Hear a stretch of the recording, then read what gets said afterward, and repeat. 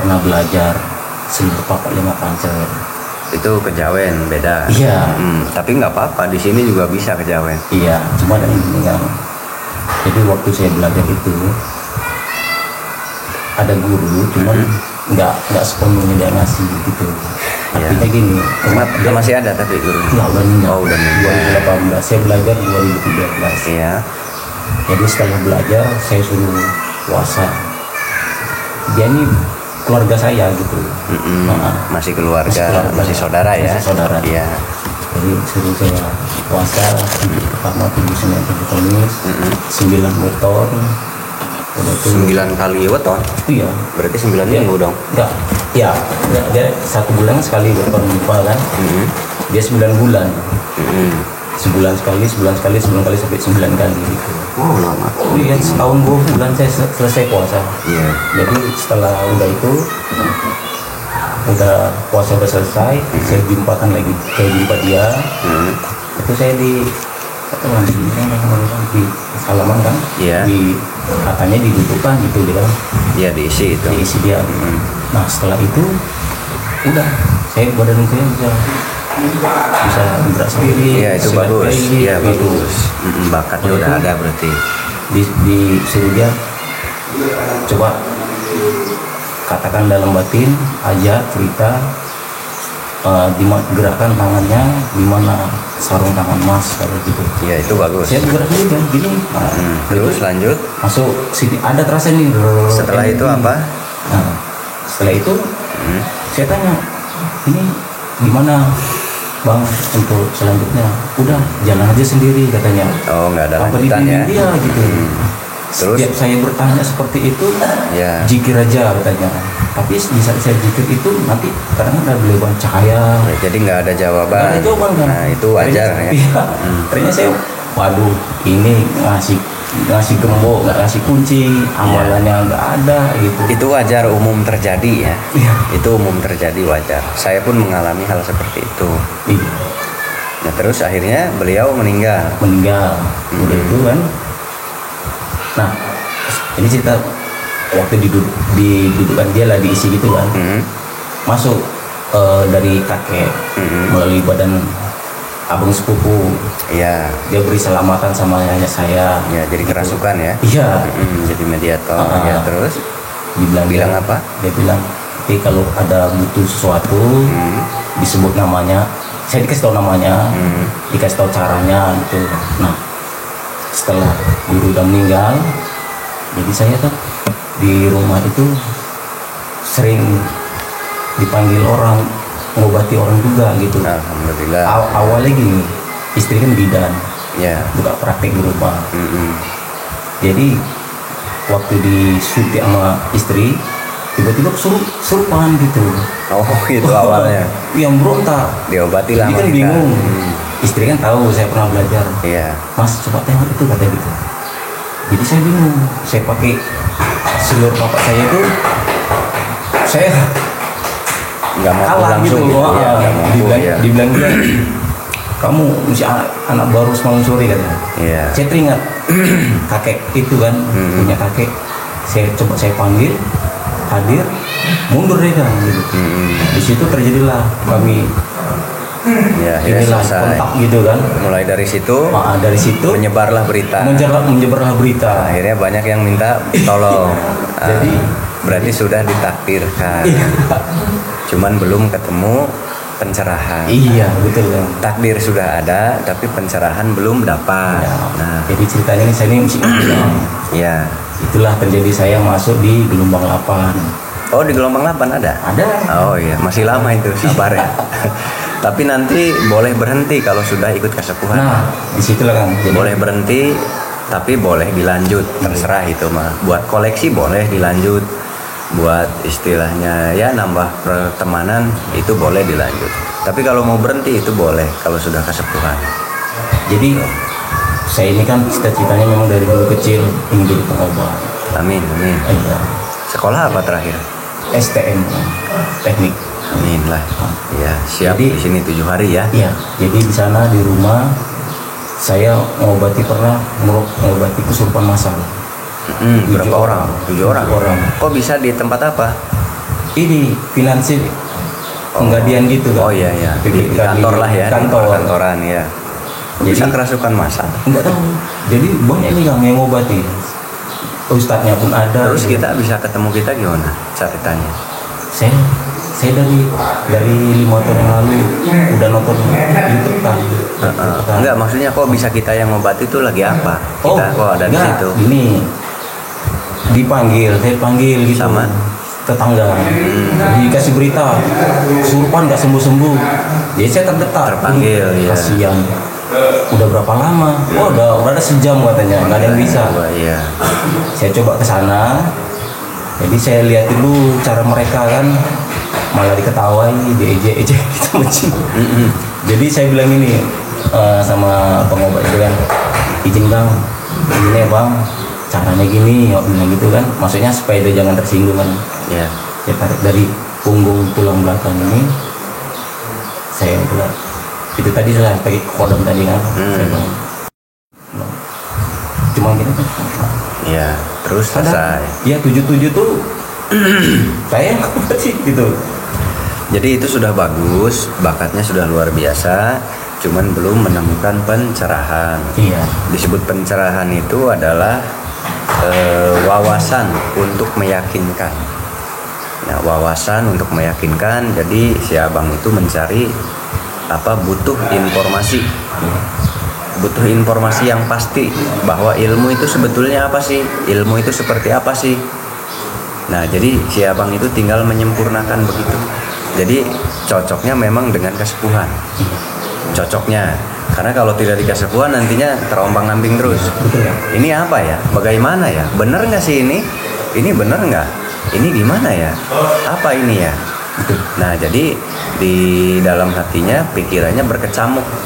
Banyak pertanyaan.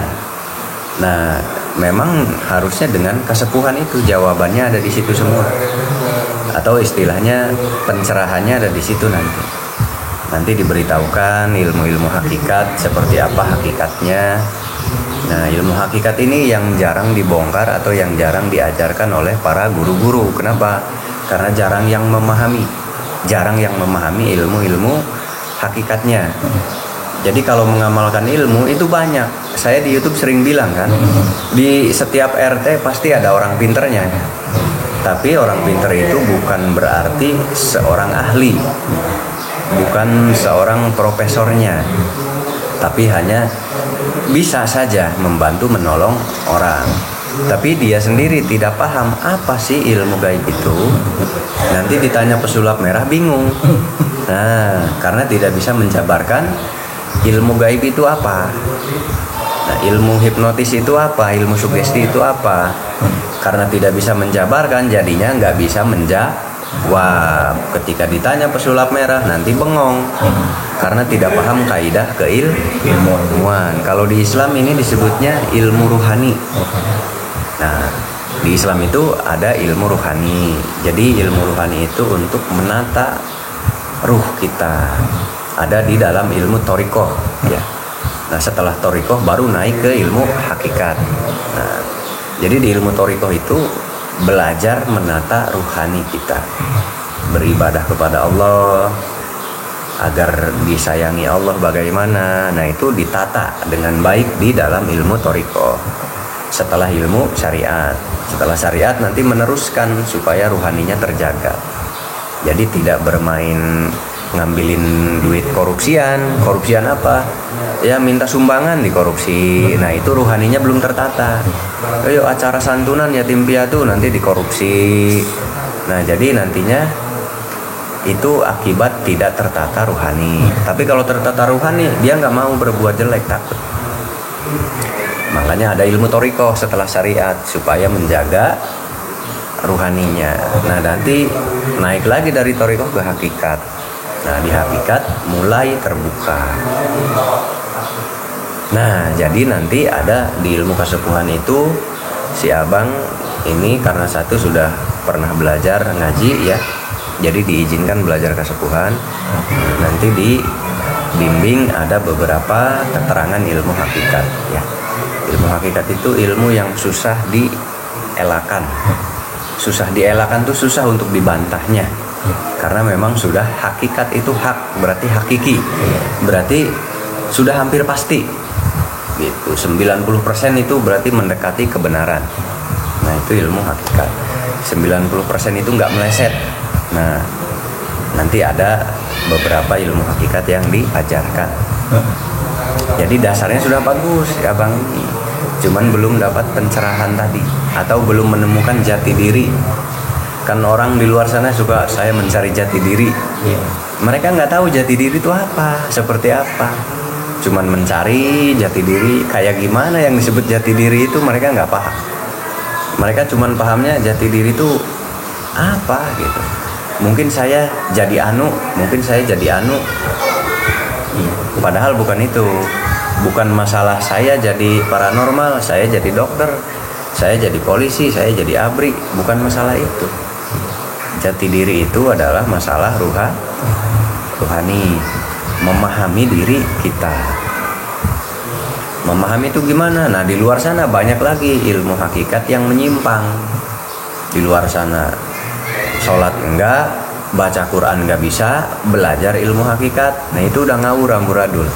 Karena syarat untuk naik di ilmu hakikat adalah seperti sekolah. Sekolah langsung kelas 6 enggak? Enggak lah, dari dasar dulu. Nah, SD. apalagi sekarang. Iya. Sekarang nambah lagi apa dulu? Sekarang apa dulu? Nah, kalau dulu SD, sekarang nambah lagi. Nambah lagi. Apa dulu? Tuliskan TK kan. Sebelum TK ada playgroup, PAUD ya. Nah, dari PAUD baru naik ke TK, dari TK naik ke SD. Sekarang nambah lagi, kalau dulu langsung SD. Sekarang ditambah lagi dua kelas, taman permainan sama TK. Nah, jadi tidak mungkin orang langsung ke hakikat tanpa belajar syariat. Syariat itu ya belajar ilmu fikih, belajar ilmu hukum Islam. Nah, dari situ naik ke thoriqoh. Di thoriqoh mulai menata diri. Naik lagi ke hakikat, mulai lebih tertib lagi. Naik lagi ke makrifat, tidak mau ada kesalahan. Nah, karena orang ini tidak belajar syariat, banyak yang nggak belajar syariat tapi belajar ilmu hakikat langsung, ya mereka terombang-ambing, akhirnya menyimpang dari keharusan. Nah, jadi di luar sana banyak ilmu hakikat, banyak di luar sana, tapi itu bukan yang sebenarnya. Ilmu hakikat mereka itu kurang bagus, jadi sedikit menyimpang pikirannya. Nah, cuman ya udahlah, itu urusan mereka ya. Nah, yang penting mereka baik, intinya tidak berbuat jahat, intinya mereka berbuat kebaikan. Dah, kita maklumi aja. Karena kenapa harus kita maklumi? Karena mereka tidak belajar ilmu syariat. Ilmu syariat itu apa? Ya seperti ngaji, baca Quran, baca kitab, itu ilmu syariat. Nah, nanti ada pengajian, ceramah, itu ilmu syariat. Ceramah, tausiah, ngajarin orang dan lain-lain, nah itu ilmu syariat. Itu harus. Meskipun nggak jadi penceramah ya. Nah, syukur-syukur kalau jadi penceramah, naik ke thoriqoh, dari thoriqoh naik lagi ke sana. Kenapa orang syariat yang suka ceramah itu jarang percaya dengan hal gaib? Kenapa? Karena beda ilmu. Beda jalur. Di syariat itu bukan ilmu gaib tapi ilmu akal, membaca dan menghafal. Jadi di syariat itu hanya membaca dan menghafal. Sudah itu saja. Nggak ada ilmu jin di sana, nggak ada. Karena jin itu gaib. Ruhani, gaib nggak? Gaib. Itu wilayahnya thoriqoh dan hakikat. Minimal di thoriqoh wilayahnya. Karena di thoriqoh itu mulai menata ruhani, ya. Nah, dipahami itu, diingat. Nanti ditonton nih penjelasannya di YouTube. Siap. Jadi ada syariat, torekat, hakikat, makrifat. Nah, di syariat, kenapa banyak tokoh syariat atau penceramah seperti tidak meyakini adanya jin, seperti meragukan adanya jin, seperti tidak menganggap adanya jin. Kenapa mereka seperti itu? Itu wajar, karena bukan dunianya. Karena yang mereka pelajari adalah hafalan, membaca, dihafal, disampaikan lagi ke orang, ke umat, ke masyarakat. dibaca, dihafal, disampaikan ke masyarakat. Dibaca, dihafal, disampaikan ke masyarakat. Nah itu tugasnya seperti itu. Jadi bukan mencari atau membentuk yang tidak ada jadi ada, bukan. Itu bukan tugas mereka. Tugas mereka adalah mempelajari yang sudah ada dari buku-buku, dari kitab-kitab yang sudah ada, mereka baca, mereka hafal, lalu sampaikan lagi ke masyarakat. Dibaca lagi, dihafalkan lagi, sampaikan lagi ke masyarakat. Nah itu keahlian mereka. Keahlian mereka tuh menghafal buku yang sudah ada dibuat oleh orang lain gitu. Nah sedangkan toriko itu wilayah ruhani. Nah biasanya orang-orang yang awal mula membuat atau penemu buku-buku itu atau para penemu kitab-kitab itu, mereka makomnya beda. Mereka makom ruhaninya sudah hidup, sudah aktif. Maka mereka bisa membuat buku-buku itu. Mereka bisa mencetuskan kitab-kitab tersebut. Bukan junto ya. Kalau di hukum ada junto, atau bukan merevisi. Nah kalau revisi itu beda lagi. Kalau revisi nggak butuh ruhani, hanya butuh akal. Tapi kalau penemu pertama membuat kitab Jurmiyah, membuat kitab Imriti. Nah itu penemu pertamanya berarti sudah ada di makom toriko. Ruhaninya sudah aktif, ruhaninya sudah hidup. Nah kita yang membaca, kita ya tinggal baca aja, baca, hafalkan, sampaikan ke orang. Jadi kita ringan sekali tugasnya, cuman baca hadis, dihafalkan hadisnya, nanti sampaikan ke masyarakat. Udah selesai. Mudah kan?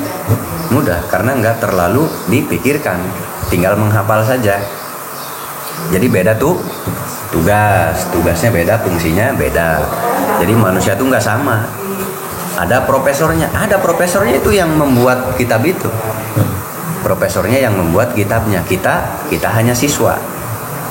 Itu boleh dibilang kita hanya sarjana lah. Kita sarjana bisa mengajarkan ke orang, ke masyarakat. Nah ilmu ruhani itu ada di toriko. Itu untuk menertibkan ilmu syariat tadi.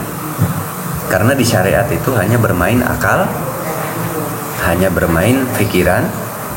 Jadi masih kosong batinnya masih kosong. Makanya tadi saya bilang ada oknum. Selalu ada oknum di dunia di bidang apapun, termasuk tokoh agama pun banyak oknumnya. Betul. Ayo ada santunan, nanti dikorupsi sama oknumnya. Ada uang ini diambil. Ayo kita pembangunan pesantren, nggak tahunya masuk ke kantongnya banyak banget. Ayo kita pembangunan apa? Itu oknum selalu ada di bidang apapun, termasuk di bidang agama. Nah, kenapa ada oknum itu? Karena ruhaninya tidak terisi, tidak terjaga. Ruhaninya kosong. Itu ada, tapi di toriko, ulama-ulama toriko ada oknum nggak? Kalau oknum itu di bidang apapun ada. Setiap instansi pun ada. Setiap bidang ada oknum, sudah pasti. Bidang apapun, bidang pemerintahan, bidang agama, perusahaan, kecil sampai besar selalu ada oknum. Jadi oknum itu akan selalu ada. Nah ini buat pemahaman. Pencerahan. Nah nanti boleh di kasepuhan nanti ada beberapa pelajaran, karena kasepuhan itu lebih fokus mengarah kepada ilmu keruhanian. Bahasa Indonesianya adalah kebatinan. Itu bahasa Indonesia. Bahasa Islamnya ruhani. Bahasa Indonesianya batin, ilmu kebatinan. Ilmu kebatinan tuh jelek? Ya nggak jelek, sama saja ilmu keruhanian. Batin itu adalah bahasa. Islamnya ruhani, Indonesianya batin. Ada lagi jiwa, ada lagi gaib. Itu sama saja, cuman bahasa. Nah, kalau orang yang nggak ngerti bahasa disalahkan. Yang bagus itu ilmu ruhani, ilmu batin itu bahaya, jelek. Berarti dia tidak tahu. Atau bahasa kasarnya dia masih kosong wawasan. Padahal ruhani dan batin itu tapi beda bahasa. Yang satu bahasa lokal, yang satu bahasa dari Islam. Nah, yang satu bahasa Islam ruhani, yang satu batin itu lokal. Lokal itu berarti asli orang Indonesianya, nyebutnya batin.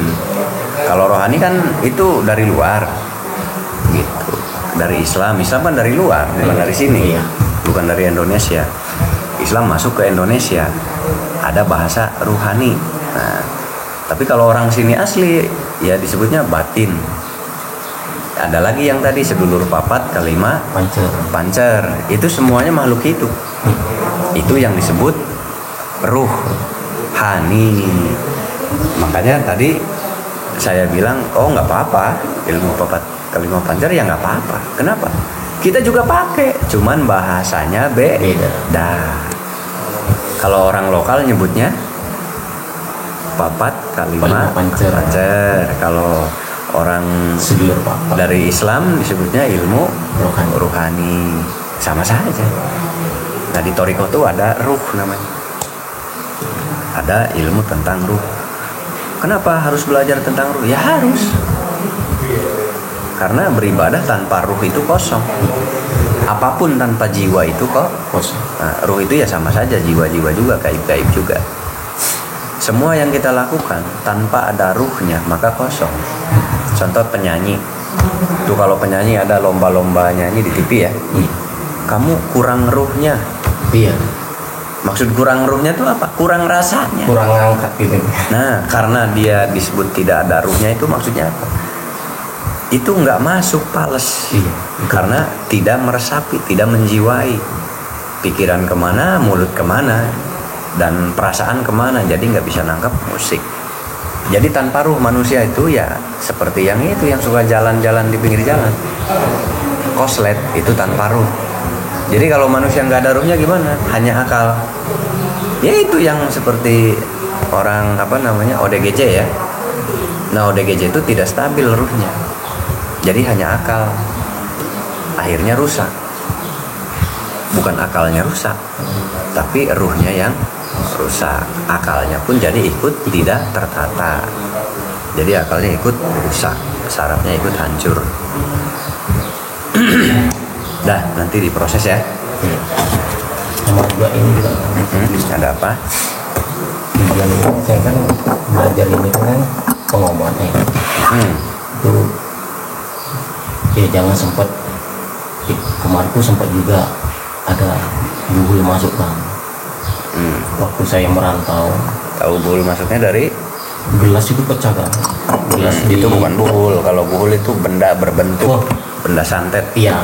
Tapi kan begitu pecah kan wah pecahnya meledak, bukan pecah kan gini aja kan, itu meledak, berserak, lebur gitu. Iya, itu serangan. Terus anak saya sakit, akhirnya saya pulang, saya rasa lah dari luar sana kan pakai kebatinan saya kan, wah ini dah betul ini. Saya pulang malamnya saya kerjakan, saya coba untuk untuk angkat. Dah nanti diceritakan di YouTube ya. Ya kak, masih ada orang. Siap.